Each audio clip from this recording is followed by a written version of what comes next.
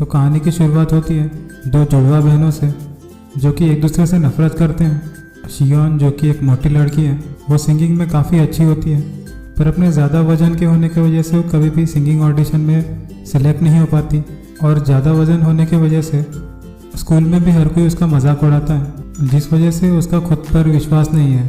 High school का एक लड़का शियोन को पसंद होता है, पर दुर्भाग्य से वो भी उसका मजाक उड़ाता है। वहीं दूसरी तरफ सिया एक खूबसूरत अभिनेता, सिंगर और मॉडल होती है, जो बहुत ज़्यादा मशहूर होने की वजह से घमंडी बन गई है। साथ ही वो एक मशहूर डांस ग्रुप मिरेकल गर्ल्स की एक मेंबर होती है, पर सिया अपनी बहन के ज़्यादा वजन होने की वजह से उसे अपनी बहन नहीं मानती और जब कभी भी उसका घर में इंटरव्यू होता है तो वो सियोन को अपने कमरे में रहने के लिए कहती है, क्योंकि सिया नहीं चाहती कि उसकी बहन के बारे में दुनिया को पता चले, जिस वजह से उसकी बहन काफ़ी ज़्यादा नाराज़ हो जाती है। एक दिन सियोन का डॉग घर छोड़कर बाहर चला जाता है, तो सियोन परेशान होकर अपने डॉग को ढूंढने के लिए बाहर निकल जाती है। पूरा दिन ढूंढने के बाद सियोन का डॉग उसे रात को मिलता है, जहां उसे एक लेडी रास्ते में पड़ी हुई दिखती है, तो सियोन उस लेडी की मदद करती है, पर वो कोई नॉर्मल लेडी नहीं होती, बल्कि एक रहस्यमय जादूगरनी होती है, जो कि सियोन का चेहरा देखकर ही बता देती है कि सियोन अपनी ज़िंदगी से काफ़ी ज़्यादा निराश और परेशान है और वो लेडी सियोन की मदद करना चाहती है। तो आगे वो उसे एक कार्ड देती है ताकि सियोन एक विश मांग सके, जिस पर पहले तो सियोन को भरोसा नहीं होता, लेकिन फिर बाद में वो सोचती है कि उसकी आत्मा उसके बहन के शरीर में चले जाए तो बहुत अच्छा हो जाएगा। जिसके बाद वो लेडी सियोन को एक लॉकेट देकर कहती है कि अगर तुम्हें कोई परेशानी होगी तो तुम मेरे पास आ सकती हो। जिसके बाद सियोन अपने डॉग के साथ घर वापस जा रही होती है, लेकिन रास्ते में उसे चक्कर आता है और फिर वो बेहोश होकर सीधा ज़मीन पर गिर जाती है। वहीं दूसरी ओर सिया भी डांस प्रैक्टिस के दौरान बेहोश होकर ज़मीन में गिर जाती है। अगले दिन जब दोनों बहनें सोकर उठती हैं तो एक दूसरे का चेहरा देखकर हैरान हो जाती हैं, क्योंकि उनकी आत्माएं बदल चुकी हैं। जिसके बाद सियोन सिया को पूरी बात बता देती है और आगे दोनों रहस्यमय जादूगरनी के घर जाते हैं, जहां उन्हें पता चलता है कि वो जादूगरनी 30 दिन के लिए अपने गांव चले गई है। फिर वो दोनों सिचुएशन को एक्सेप्ट करके एक दूसरे को समझने की कोशिश करते हैं। फिर अगले दिन सिया सियोन के स्कूल जाती है, जहां वो काफ़ी खुश है, क्योंकि आज उसे ना तो डाइटिंग करना है और ना ही डांस प्रैक्टिस। और तभी सियोन के क्लास के बच्चे आकर उसे परेशान करते हैं और सिया चाहते हुए भी कुछ नहीं कर पाती, क्योंकि उसकी बहन ने उसे ये सब करने से रोक दिया है। वहीं दूसरी तरफ सियोन सिया के स्टूडियो जाती है, जहां वो सिया की तरह डांस नहीं कर पाती, क्योंकि उसमें बचपन से ही आत्मविश्वास की कमी है, जिस वजह से सबके सामने परफॉर्म करना उसके लिए काफ़ी कठिन है। तो आगे वो खुद को शांत करते हुए याद करती है कि कैसे वो अकेले बिना डर के डांस किया करती थी। तो फिर आगे वो पूरे विश्वास के साथ सिंग करते करते डांस करती है। उसकी आवाज़ अपनी बहन से भी ज़्यादा अच्छी होती है, जिस वजह से वहाँ पर खड़ा हुआ दूसरा सिंगर, जिसका नाम हैसुंग है, वो भी उसे पसंद करने लगता है। परफॉर्मेंस ख़त्म हो जाने के बाद जब सियोन सीढ़ी से उतर रही होती है तो अचानक से उसका पैर फिसल जाता है, जिसके बाद हैसुंग को सियोन से एक तरफा प्यार हो जाता है और आगे वो सियोन को अपने साथ गाना गाने के लिए कहता है। जिसके बाद वो दोनों दोस्ती कर लेते हैं और कुछ दिन के बाद उनमें प्यार हो जाता है, पर वो दोनों भी नहीं चाहते कि उनके प्यार के बारे में पूरी दुनिया को पता चले।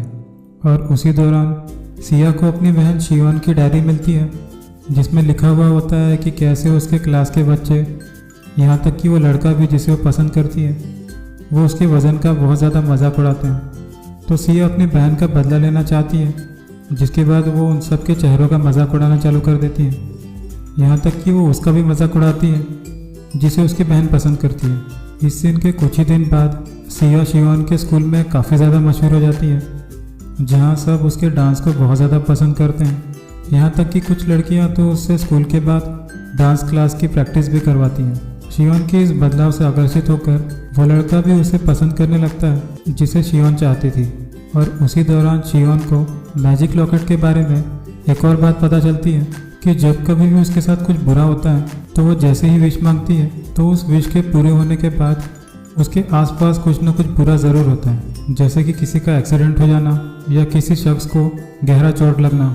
मतलब कि हर विश के पूरे होने के पीछे किसी का नुकसान जुड़ जाता है। जिसके बाद हैसुंग अपना सॉन्ग रिलीज कर देता है, पर उसके गाने के कुछ शब्द और म्यूजिक किसी और गाने से मिल जाते हैं, जिस वजह से हैंसुंग को सारी दुनिया चोर कहती है। और इस बात से हैंसुंग काफ़ी ज़्यादा परेशान होने की वजह से खुद को कमरे में बंद कर लेता है। इन सारी बात को जानने के बाद शियोन को हैंसुंग की बहुत ज़्यादा चिंता होती है, तो शियोन सीधा हैंसुंग से मिलने के लिए चले जाती है, जहाँ वो उसे अपने साथ एक नया गाना गाने के लिए पूछती है। तो फिर वो दोनों मिलकर एक नया खूबसूरत सा गाना रिकॉर्ड कर लेते हैं, जिसमें उन दोनों की ज़िंदगी के खूबसूरत पल होते हैं।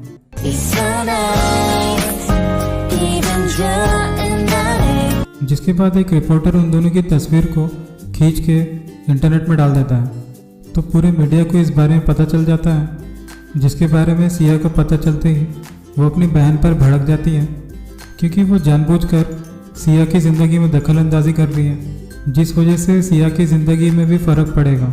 तो फिर वो दोनों एक दूसरे का बाल घींच कर लड़ना शुरू कर देते हैं। जिन दोनों को लड़ता हुआ देख हैंसुंग आकर उन दोनों को रोकता है और सिया को धक्का देकर कहता है कि वो पुलिस को कंप्लेन कर देगा, क्योंकि उसे लगता है कि वो लड़की उसकी फ़ैन है जो उन दोनों को एक साथ देखना पसंद नहीं करती।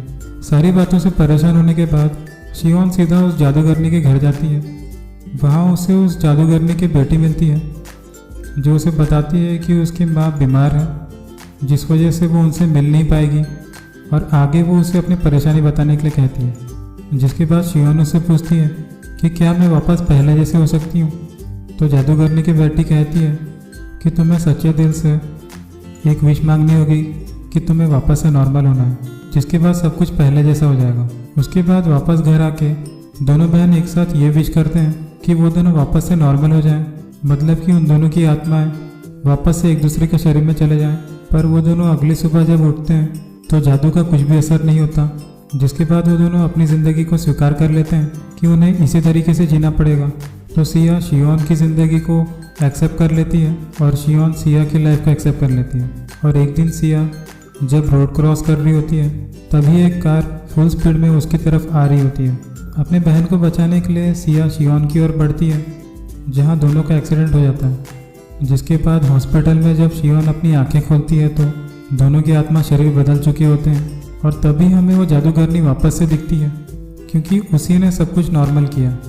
और अब जब सब कुछ वैसा ही हो चुका है तो सिया हैंसुंग से ब्रेकअप कर लेती है। वहीं दूसरी ओर शियोन की मुलाकात उस लड़के से होती है जो उसे पसंद था, जहां वो उसे माफ़ी मांगते हुए फ्रेंडशिप करने के लिए पूछता है, पर वो उसे रिजेक्ट कर देती है, क्योंकि अभी भी शियोन को सिर्फ हैंसुंग पसंद है। और आगे हम दोनों बहनों को एक साथ देखते हैं, जहां वो दोनों की काफ़ी अच्छी बन रही है। फिर आगे सिया शियोन को एक सिंगिंग ऑडिशन में जाने के लिए कहती है, जहां जज पैनल में हैंसुंग बैठा है। तो वो वही गाना गाती है जो उसने स्टूडियो में हैंसुंग के साथ रिकॉर्ड करते टाइम गाया था।